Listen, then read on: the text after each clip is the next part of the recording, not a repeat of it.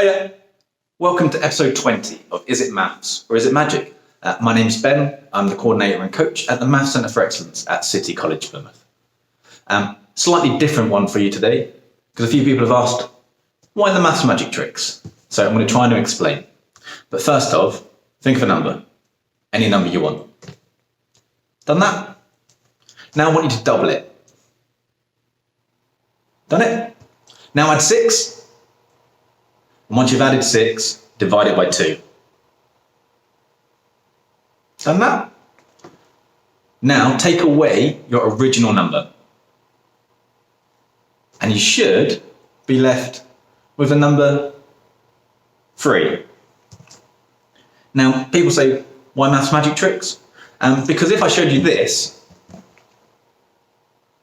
a few people out there would probably go, yeah, no, I'm not doing that. So we're trying to shift people's perceptions of what maths like. So you can just make it a bit more interesting, make it a bit more engaging, and hopefully that's going to get people talking and thinking about maths. Let us know what you thought. Try this equation with a different number, see if it works, and we'll see you in the next one. Thanks for watching.